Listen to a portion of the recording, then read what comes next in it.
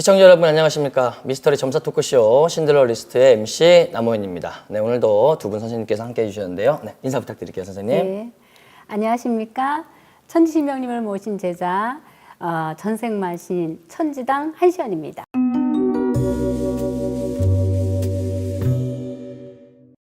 반갑습니다. 우리 선생님. 네, 안녕하세요. 신명을 받은 신의 제자 다현암 회오신당 이유경입니다.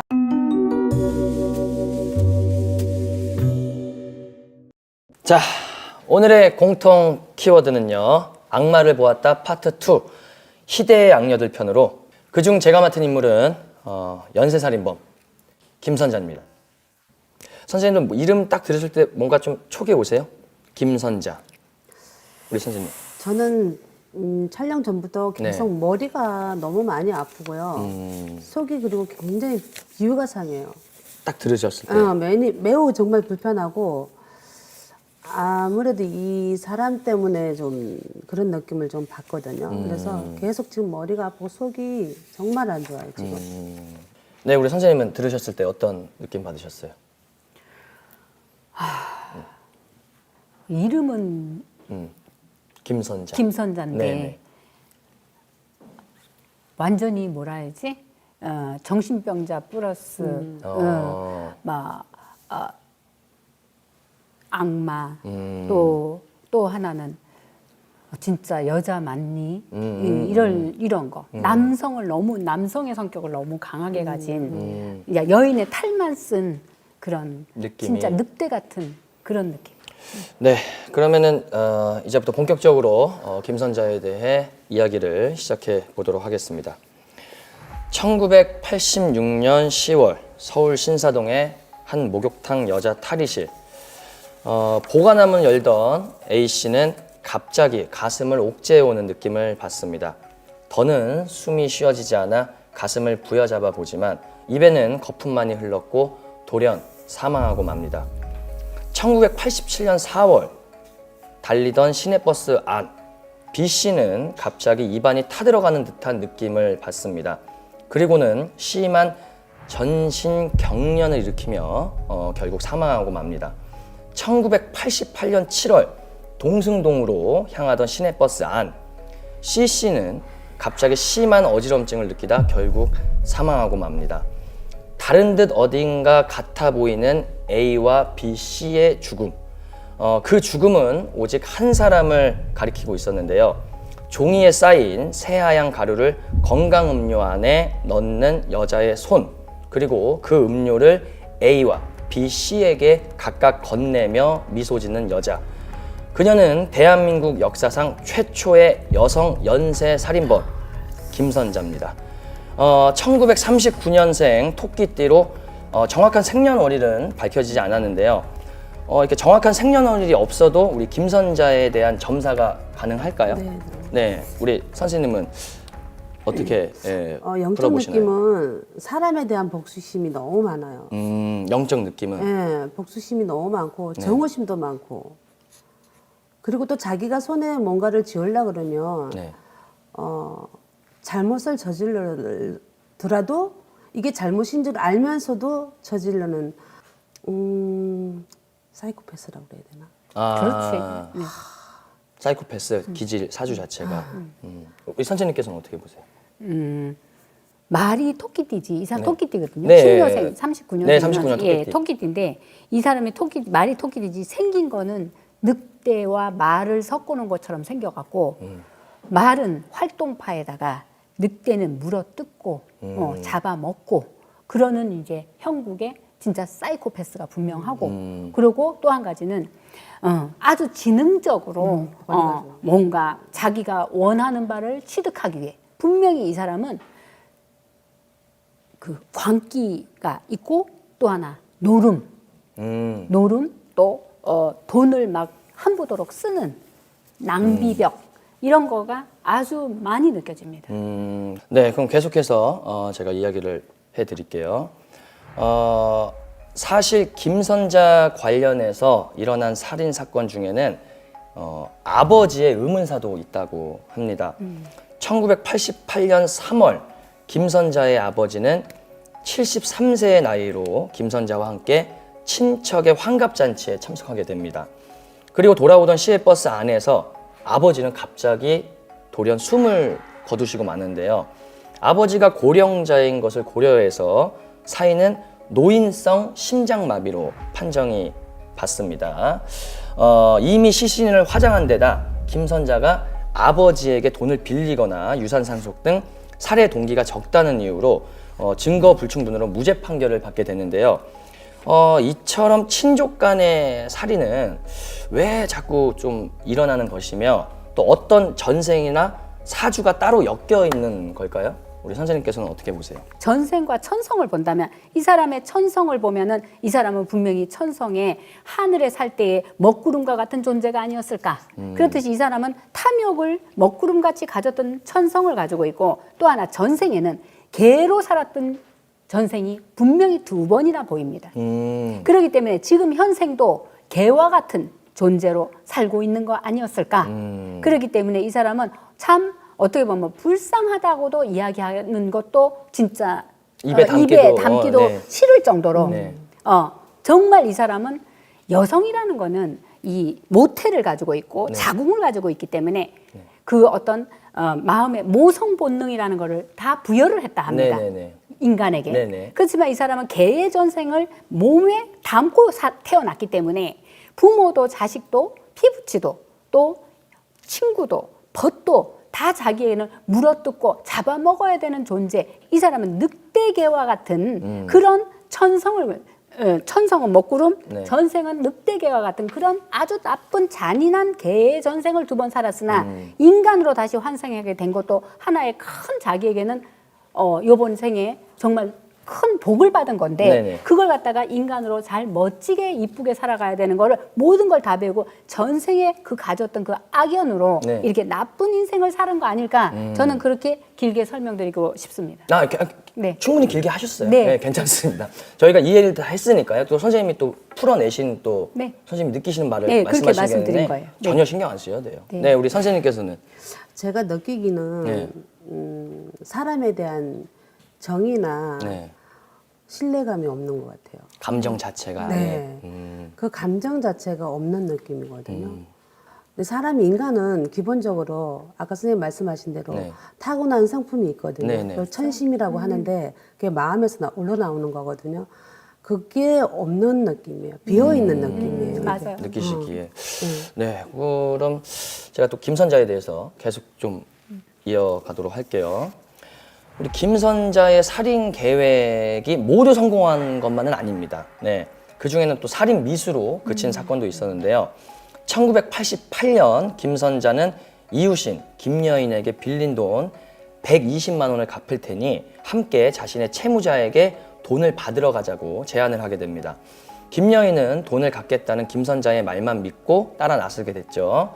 약속 장소에서 함께 채무자를 기다리지만 어떤 일인지 나타나지 않았어요. 그래서 김선자는 그런 김여인에게 율무차 한 잔을 건넸고요.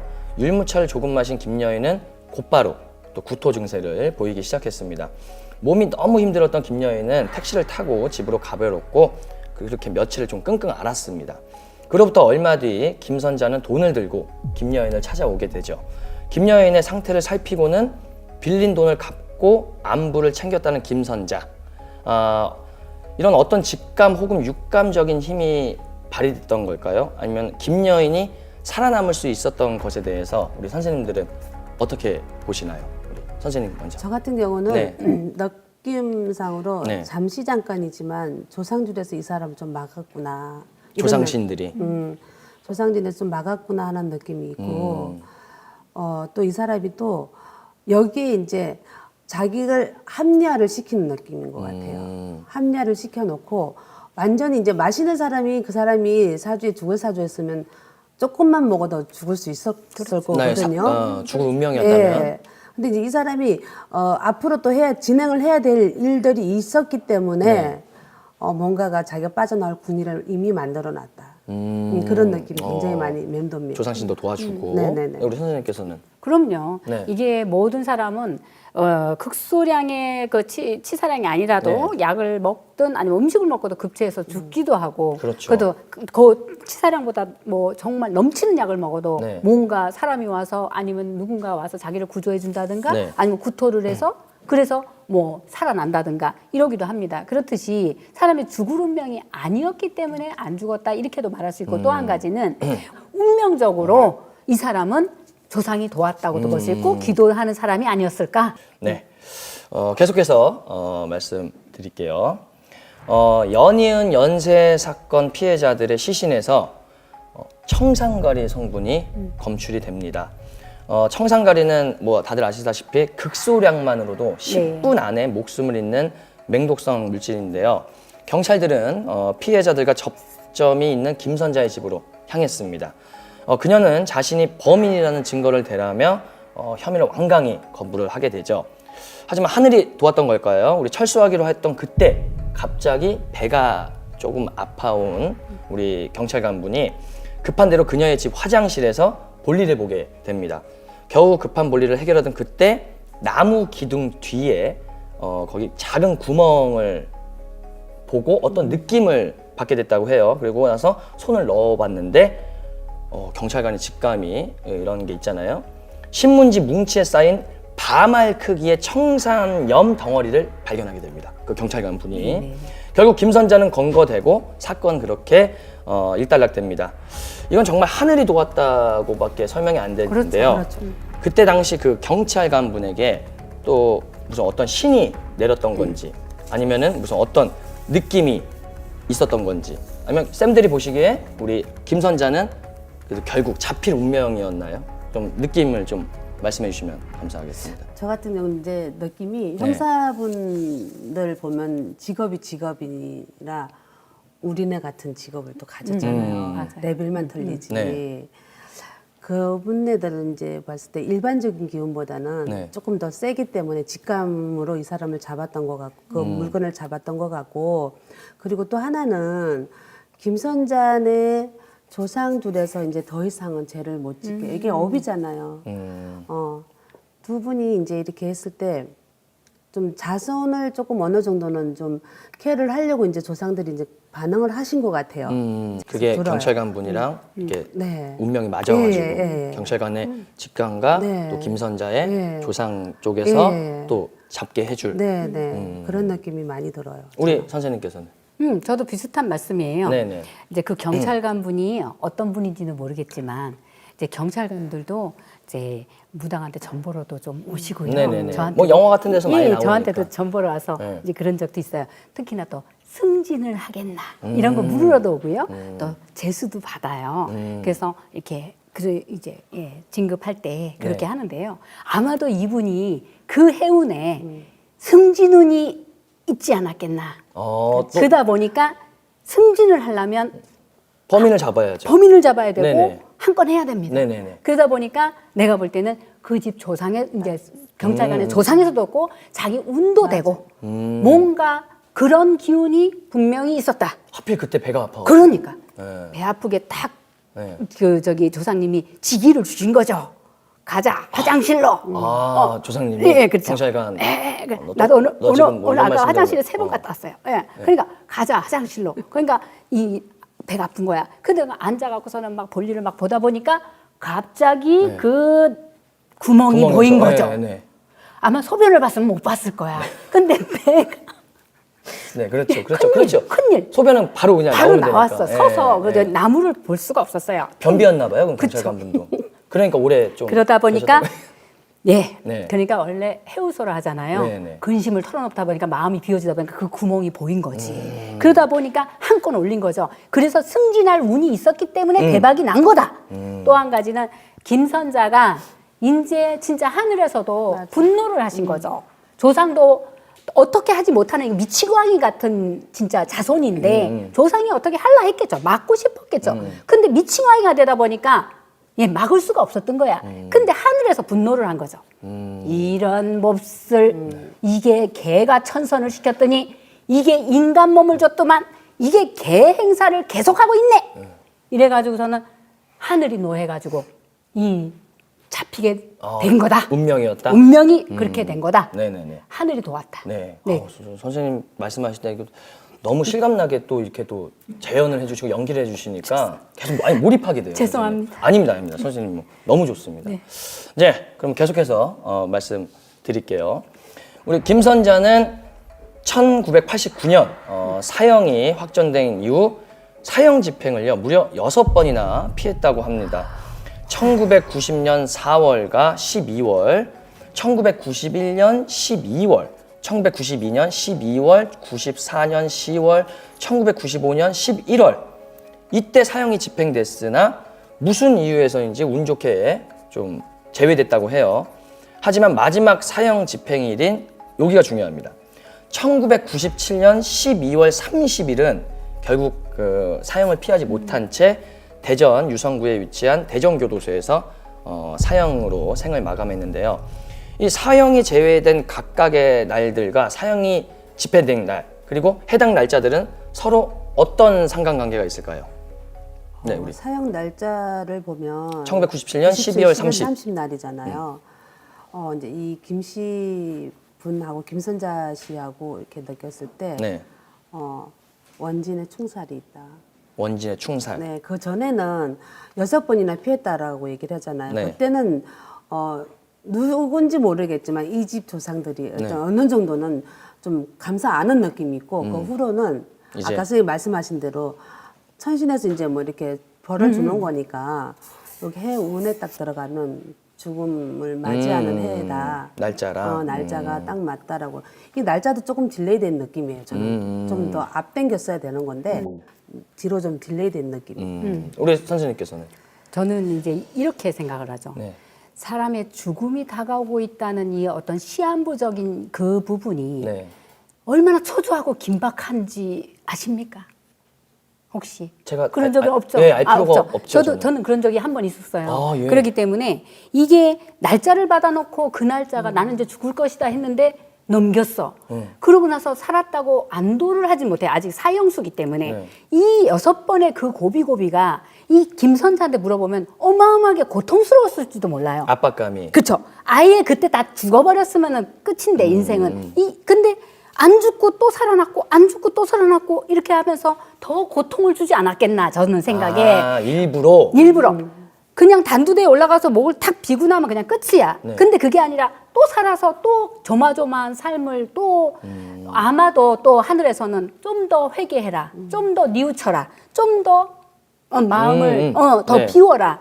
인간으로 우리가 사람이 죽은 자를 갖다가 죽은 조상을 해탈을 시키는 게 정말 힘듭니다. 산자를 해탈을 시키려고 우리가 감옥소를 만들었습니다. 네네. 산자가 감옥에 들어가서 뉘우치라고 감옥을 만들었으니 아마도 사형을 지금 그래서 우리나라가 사형이 없어졌고 네네. 그러다 보니까 아마 사형을 피한 것보다 좀 더 뉘우치고 좀 더 힘들고 좀 더 고통받으라고 네. 이렇게 6번에 이렇게 된 거 아닐까. 네. 이거는 무조건 하늘에서 중재를 내린 것이다. 네네네. 저는 그렇게 말씀드리겠습니다. 네네. 너무나 명연설이었습니다, 선생님. 자, 우리 사물이나 현상을 접했을 때 설명하거나 증명하지 않고 진상을 곧바로 느끼는 감각, 바로 직감인데요. 우리의 눈앞에서 일어나는 수많은 사건, 사고들을 이성과 논리성만 가지고는 판단하기 힘들 때가 많기 때문에 때론 직감을 믿기도 합니다. 이러한 직감에 확신을 실어줄 무언가가 필요한 순간을 위해 우리 신들리스트가 시청자 여러분들과 함께 하도록 하겠습니다. 오늘도 영험하신 우리 만시 선생님들과 함께 이야기해봤는데요. 미스터리 점사 토크쇼 신들리스트 이만 여기서 마무리하고 다음에 좀 더 새로운 미스터리와 사건과 인물들로 찾아뵙도록 하겠습니다. 감사합니다. 수고하셨습니다. 고생하셨습니다, 선생님. 고생하셨습니다. 와, 선생님은 난 너무 강변을 했나? 네. 그러니까 하실 때마다 잘하셨어요. 예, 연기가 너무 이렇게 들어가서 몰입하게 돼요, 이렇게. 예. 근데 어떻게 선생님이 이거 느끼시는 대로 근데 이제 오시는 분에 따라서 이렇게 네. 성격이 조금 달라가지고 이렇게 목소리가 이게 커지기도 하고 이러는 걸 어떻게 하겠어요? 원래 크신 것 같은데. 아니.